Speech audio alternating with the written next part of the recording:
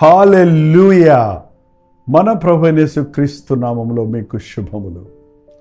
Good morning అండి. మేల్కొన్నారా? రండి ఈరోజు దేవుని వాక్యం కొరకు వచ్చాను ప్రార్థన చేసుకుందాం. పరిశుద్ధుడా నీకు మొదలుబలయ్యా, మరొక రోజు ఇచ్చావు, మరొకసారి నీ నామంలో కూడి వస్తుండగా ఆధ్యాత్మికంగా మేము ఫలించుటకు, దీవించబడుటకు మాకు అవసరమైన సందేశాలు మేము పొందుకుంటుండగా ఫలించుటకు సహాయం చేయమని క్రీస్తు నామములో అడుగుచున్నాము తండ్రి, ఆమేన్. దేవుని స్తోత్రం. దేవుని కృప వలన వాక్యం వింటున్న మీరందరూ ఫలిస్తున్నారని నమ్ముతున్నాను. మేలుల గురించి చెప్పుకుంటున్నాం. మన మేలులు, ఆశీర్వాదాలు పొందిన తర్వాత ఆధ్యాత్మికంగా మనం బలపడటం అనేది చాలా ప్రాముఖ్యమైనది. క్రైస్తవ జీవితం అనేది 3 నాళ్ల ముచ్చట కాదు. ప్రభుతో నిరంతరము జీవించే వాక్యం, ఇహమందు పరమందు కూడా.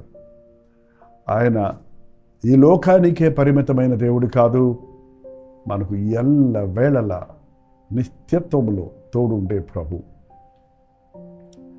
దేవుని మాట ప్రకారంగా మనం నడుచుకుంటే, ఆయన యందు మనం విశ్వాసం ఉంచితే, ఆయన మనకు తోడున్నాడు అన్న ధైర్యంతో మనం ఆయన చిత్తంలో సాగితే మనం ఫలిస్తాం. మన భక్తి మన క్రియల్లో చూపించటం కాదు, ఏదో కొన్ని మంచి కార్యాలు చేయటం కాదు, లేక అన్నీ అనుకూలంగా ఉన్నప్పుడు మనం మంచిగా ఉండటం కాదు. ఎవరో అన్నారు, అందరూ అన్ని సమయాల్లో మంచోళ్ళు కాదు, అన్ని సమయాల్లో చెడ్డోళ్ళు కాదు. ఆయా సమయాల్లో చాలా మంచిగా ఉంటారు, ఆయా సమయాల్లో చాలా చెడ్డగా ఉంటారు. కానీ క్రీస్తు రక్తంలో కడగబడిన వాడు ఏ సమయమైనా, ఏ సందర్భమైనా, ఎటువంటి పరిస్థితి అయినా ఎల్లప్పుడూ క్రీస్తులాగా ఉండడానికి క్రీస్తు గుణగణాలతో నిండి ఉంటాడు. అట్టి ఆధ్యాత్మిక జీవితంలో మీరు వర్ధిల్లాలని క్రమముగా దేవుని వాక్యాన్ని మీకు అందిస్తున్నాం. మన బ్రతుకులో మనం పెరుగుతున్నాం, వర్ధిల్లుతున్నాం అనడానికి, ఆధ్యాత్మికంగా బలపడుతున్నామని మీరు చాలామంది సాక్ష్యాలు చెప్తున్నారు. బలం పుంజుకున్న తర్వాత మనలో ఫలం రావాలి.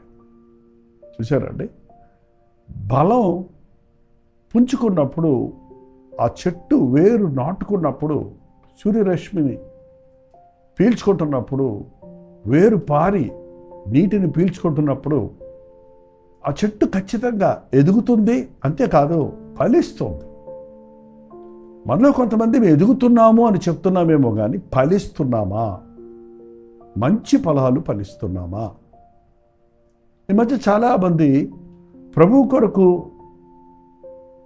ఎప్పుడూ జాగ్రత్తగా ఉండాలంటే, భక్తిని కాపాడుకోవాలంటే, ఆధ్యాత్మికంగా బలపడాలంటే ఏం చేయాలి అని అడుగుతున్నారు.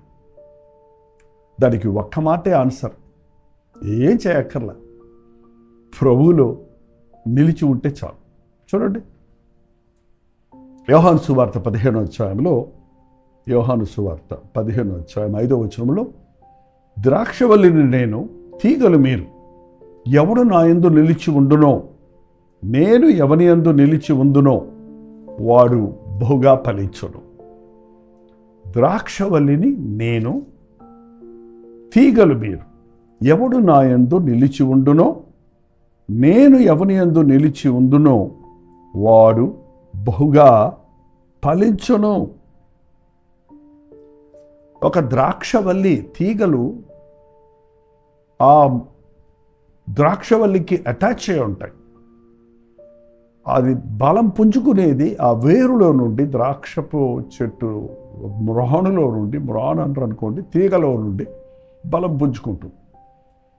మిగతాది మీరేం ఫలించలేరు, మీరంతటా మీరు ఏమీ చేయలేరు. నా మాటలకు వేరే, నాకు వేరే మీరు ఏమీ చేయలేరని ప్రభు చెప్పాడు.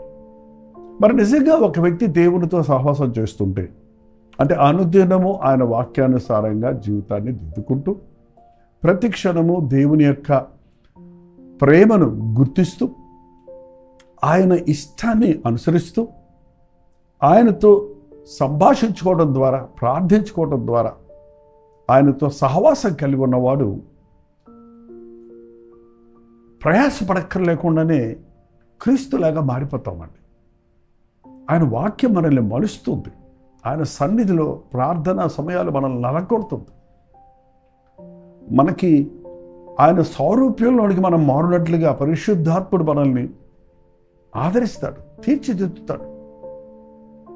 కాబట్టి మనం ప్రభువులో నిలిచి ఉండాలి. ప్రతిరోజు క్రమంగా దేవునితో సహవాసం చేయటానికి, ఆయన వాక్యాన్ని ధ్యానించటానికి, అనుసరించటానికి ఎప్పటికప్పుడు ప్రభు సన్నిధిలో మోకరించి వీలైనంత మట్టుకు ప్రార్థించుకోవడానికి ప్రయత్నించాలి. ఆయన వాక్యానుసారంగా మనం ఎదుగుతున్నప్పుడు అండి ఆధ్యాత్మికంగా బలపడతాం. బలపడ్డప్పుడు చెప్పాను కదా, ఫలాలు వస్తాయి. మరి ఏం ఫలాలు రావాలి? ఒకసారి చూడండి, మారు మనసుకు తగిన ఫలాలు ఫలించాలని ఉంది. అంటే మన జీవితంలో ఆ మార్పు కనపడాలి, అదొకటి. బట్ ఎప్పుడు పసిపిల్లలాగానే ఉండడం కాదు కదా. ఆధ్యాత్మికంగా వర్ధిల్లినప్పుడు మనలో నుండి ఆత్మఫలం ఫలిస్తాం. గలతీయులకు రాసిన పత్రిక 5వ అధ్యాయం 22వ వచనంలో చూస్తే, అయితే ఆత్మఫలమేమనగా ప్రేమ, సంతోషము, సమాధానము, దీర్ఘశాంతము, దయాళుత్వము, మంచితనము, విశ్వాసము, సాత్వికము, ఆశా నిగ్రహం. ఆత్మఫలములు అండేదండి. అంటే ఈ 9 ఒక గుత్తిగా ఉంది. ఇందులో ఒకటి ఉంటే ఒకటి ఉండదు, ఒకటి ఉంది ఒకటి లేదు అంటానికి కుదరదు. క్రీస్తులో ఉన్నవారు ఈ అన్ని విధములైనటువంటి విషయాలలో ఫలిస్తారు. మొదటి 3 ప్రేమ, సంతోషం, సమాధానం.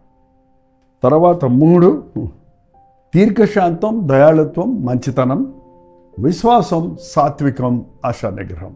మొత్తం 9 విషయాలు ఉన్నాయి.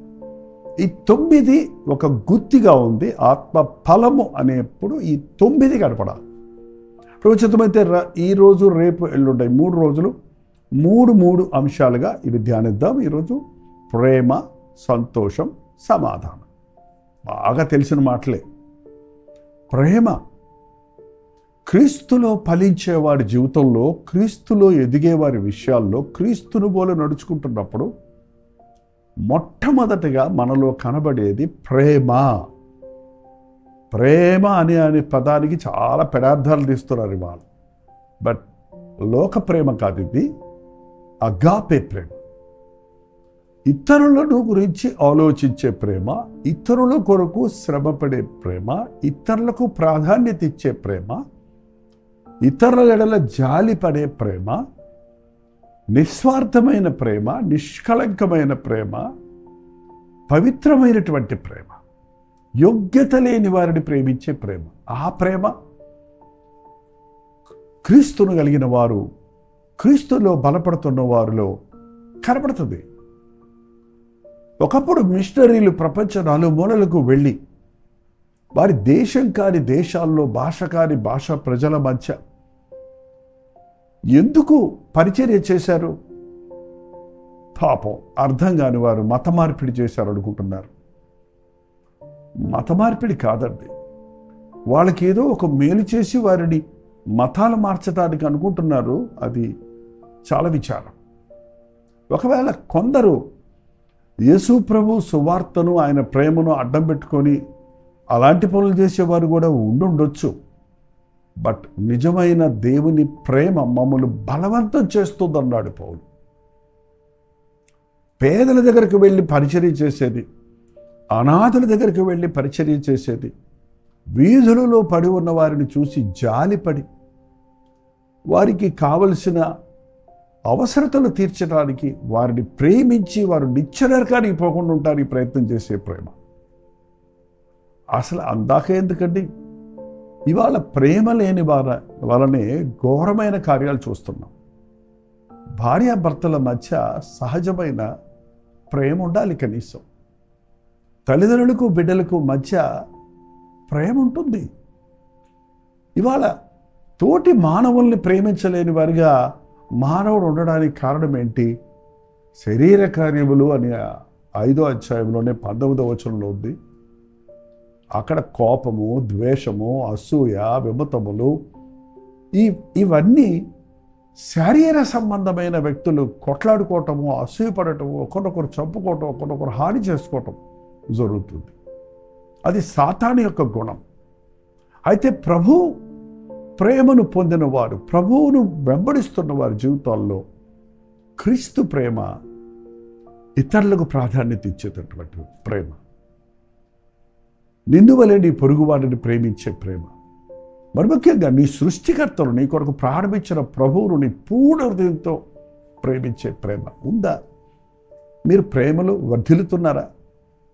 మీరు ప్రభువుని నమ్ముకున్న తర్వాత మీ భార్యను లేక మీ భర్తను మునుపటి కంటే, అంటే లోకరీతిగా కంటే దైవికంగా వారిని ప్రేమించగలుగుతున్నారా? మీరు భక్తిలో ఎదుగుతున్నప్పుడు మీ అన్నదమ్ముల మధ్య, అక్కచెల్లెల మధ్య ప్రేమ ఉందా?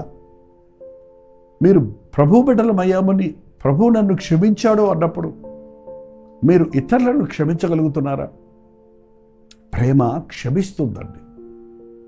మీరు ఇంకా ఎవరినైనా క్షమించకుండా వారి హృదయం మీద మీరు కోపం పెట్టుకున్నారంటే మీకు దేవుని ప్రేమ మీలో లేదు.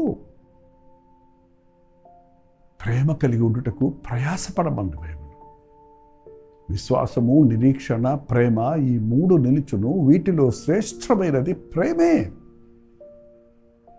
ప్రభువులో ఎదుగుతున్న వారి జీవితంలో ప్రేమ ఉంటుందండి. రెండవది సంతోషం. సంతోషానికి పరిధి లేదు. మనల్ని అందరూ పొగుడుతున్నప్పుడు మనకు సంతోషం ఉండదు. అది నిజమైన సంతోషం కాదు సుమా. మనం పరిస్థితులన్నీ బాగున్నప్పుడు మనం సంతోషంగా ఉంటాం, అది కాదు. సంతోషం అనేది సంతృప్తికి గుర్తుగా ఉంది.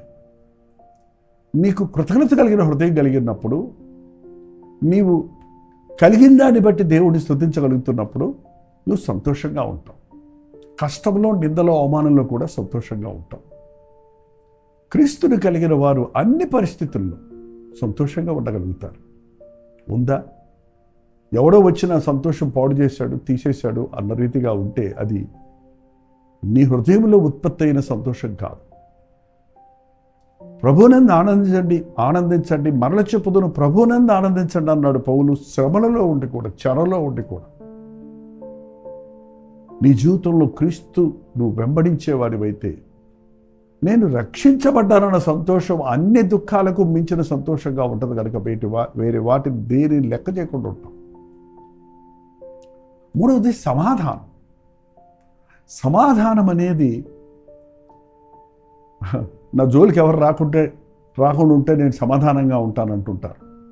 సమాధానము అన్ని పరిస్థితుల్లో, అన్ని శ్రమలలో, అన్ని పోరాటాలలో, ఏ పరిస్థితిలోనైనా సరే కలవరపడకుండా క్రీస్తు సమాధానం మన హృదయంలో ఏలుతుందండి.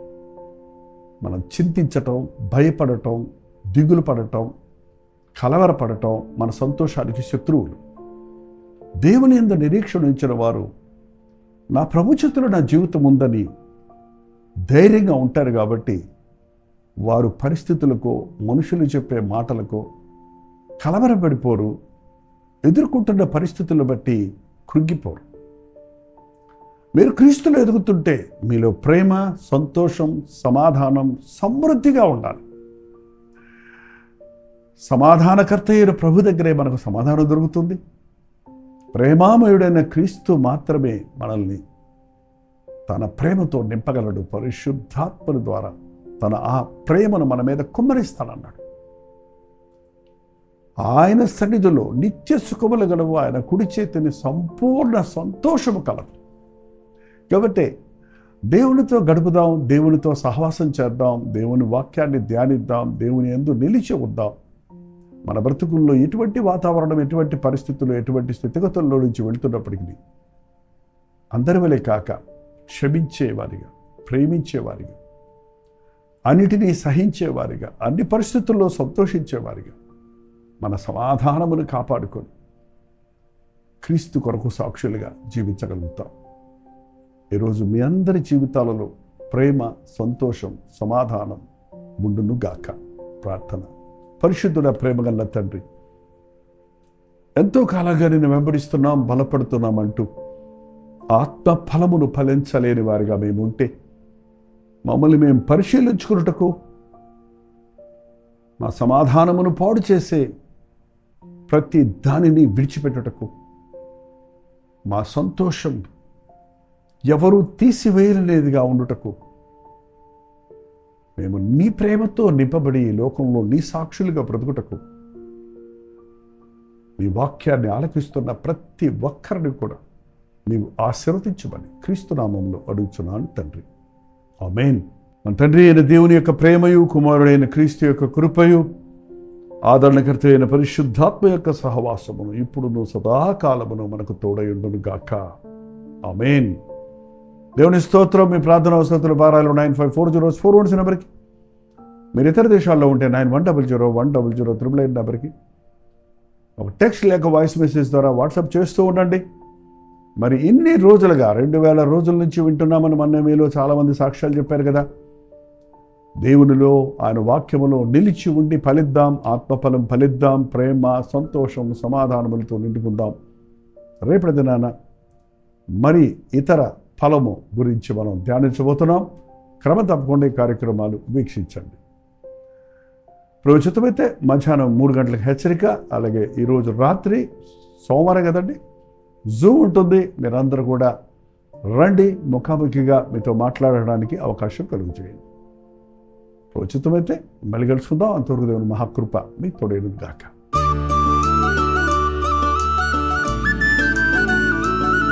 ఈ పరిచయలో మీరు పాలిభాగస్తులై ఉండాలని ఆశిస్తే, ప్రభువును ప్రేరేపించిన కానుకలు పంపాలని ఆశిస్తే, మీ కానుకలు పంపడానికి QR code, bank account number screen మీద డిస్ప్లే చేస్తున్నారు. 8939393939 అనే నెంబర్కి మీరు కాల్ చేస్తే వివరాలు మీకు తెలియజేయబడతాయి.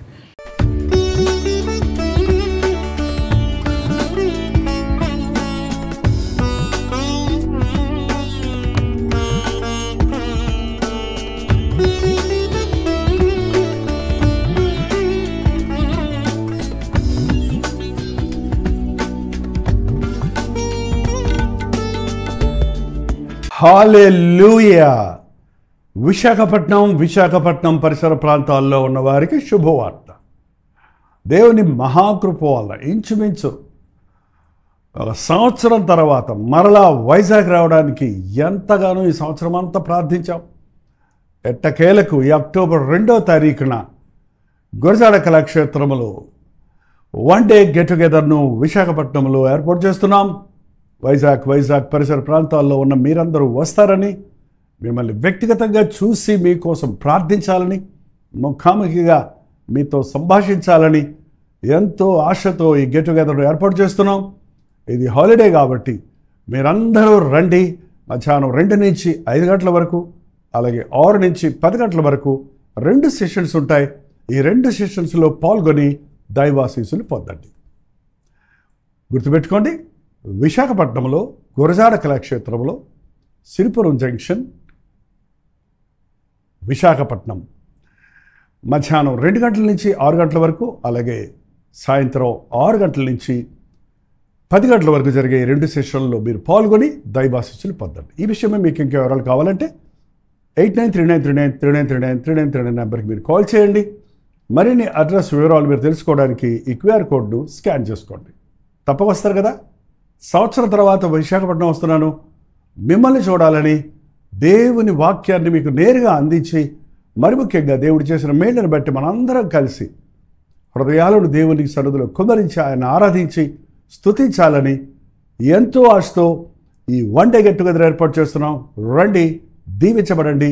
మీ స్నేహితుల్ని, బంధువుల్ని అందరినీ తెలియజేయండి. ఇంత తక్కువ సమయంలో యాడ్ ఇస్తున్నాం కాబట్టి మీరే ఇతరులకు కూడా షేర్ చేయండి.